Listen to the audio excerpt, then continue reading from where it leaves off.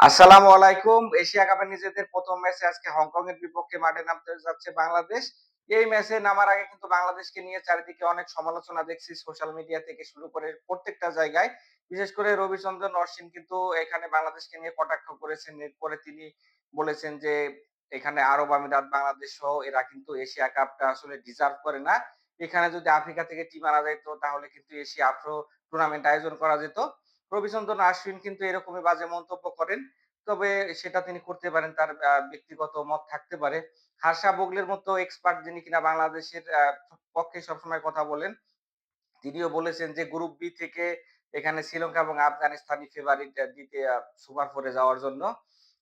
রাসেল আরনদাও অনেক কথা বলেছেন। যদি বলি যে পজিটিভ কথা একমাত্র রবি শাস্ত্রী বলেছেন যে গ্রুপ বি থেকে আ চ্যাম্পিয়ন হয়ে সুপার 4 এ বাংলাদেশ যাবে।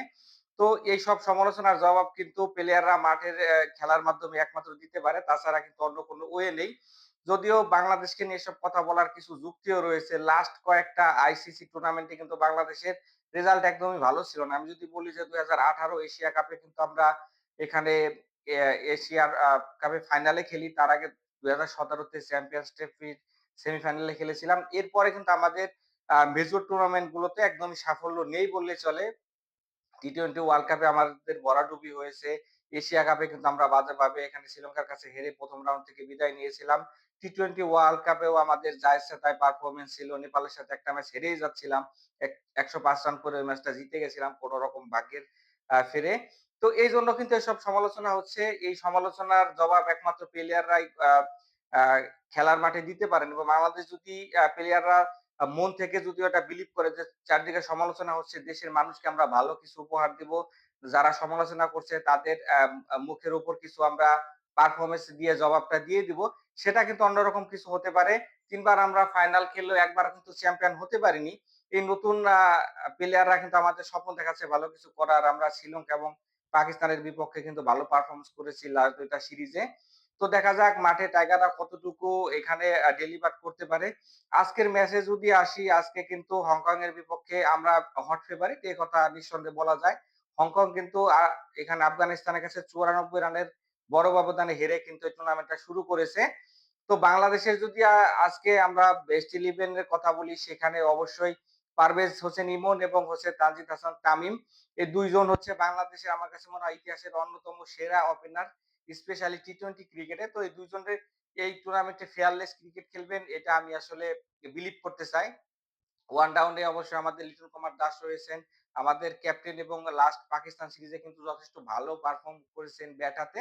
তো লিটন কুমার দাসেরও কিন্তু ব্যাট হাতে দায়িত্ব নিতে হবে অ্যাজ ওয়েল অ্যাজ ক্যাপ্টেন্সি তো রয়েছেই। নাম্বার 4 এ এখানে আ সাইফ হাসান রয়েছে এবং শামীম হোসেন রয়েছে। আমার কাছে মনে হয় সাম্প্রতিক পারফরম্যান্স বিবেচনায় সাইফ হাসানই ১ম ম্যাচে টিকে যাবেন। যেহেতু পাকিস্তানের বিপক্ষে তিনি কিন্তু ৩ টা ম্যাচেই দলের সাথে ছিলেন এবং ভালো পারফর্ম করেছিলেন। পাশাপাশি যদি এখানে বলি যে আ আরো একজন প্লেয়ার কিন্তু আমাদের রয়েছেন তাহিদ হৃদয়। তাহিদ হৃদয় কিন্তু নেদারল্যান্ডের বিপক্ষে ভালো একটা ম্যাচ খেললেও আরেকটা ম্যাচ কিন্তু ভালো খেলার সুযোগ পান মানে পারফর্ম করতে পারতেছেন না টি-টোয়েন্টি ক্রিকেটে।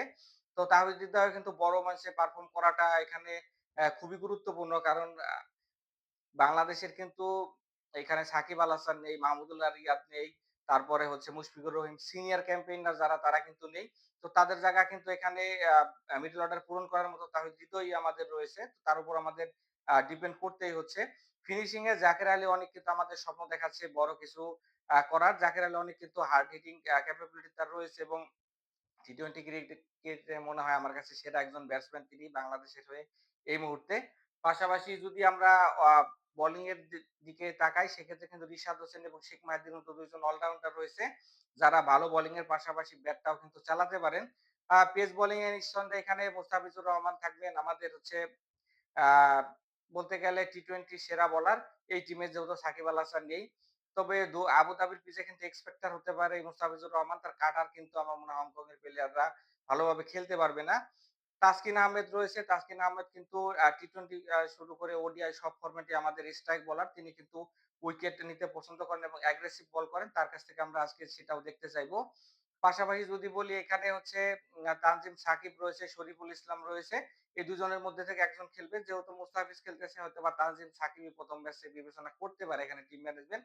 আশা করব হংকংকে উড়িয়ে বাংলাদেশ দুর্দান্ত শুরু করবে এবং এশিয়া কাপটা আমাদের শুরুটা ভালো হবে এবং আফগানিস্তানের সাথে যে নেক্সট যে ম্যাচ রয়েছে আমরা এই ম্যাচটা জয়ের মাধ্যমে ওই ম্যাচটা ফুরফুরে মেজাজেই খেলতে পারবো। সকলে ভালো থাকবেন। দেখা হচ্ছে বাংলাদেশ এবং হংকং ম্যাচ পরবর্তী এনালাইসিস এ। ততক্ষণ আল্লাহ হাফেজ।